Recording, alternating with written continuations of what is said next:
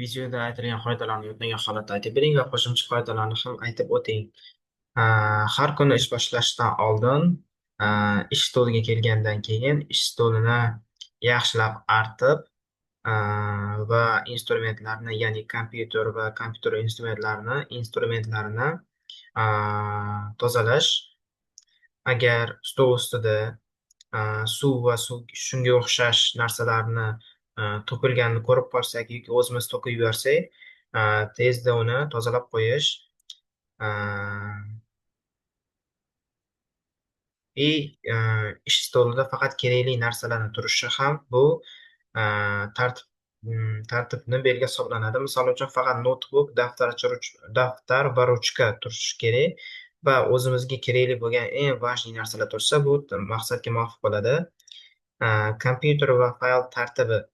Fayllarni nom berishda ham faqat xohlagan nom emas, o'sha faylga mos nom berish kerak. Gigiyenaga va shaxsiy tozalikka qat'iy rioya qilish kerak.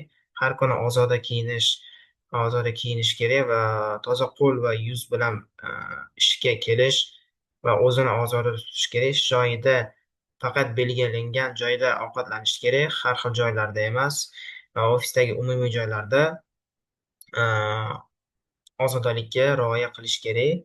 Raqamli ozodalik degani buga ham rioya qilish kerak. Bu elektron pochta, telegram yoki o'shandagi xabarlarni tozalab turish kerak. Keraksiz fayl va skrinshotlarni vaqtida o'chirib tashlash kerak. Parollarni xavfsiz joyda saqlash kerak va ularni hamma fayllarni xavfsiz joyda saqlash kerak. Ularni keyin jamoaviy tartib. Har bitta ishda jamoaviy tartib bo'lishi kerak. Boshqalar ishlayotgan joyda baland ovoz bilan gapirmaslik kerak.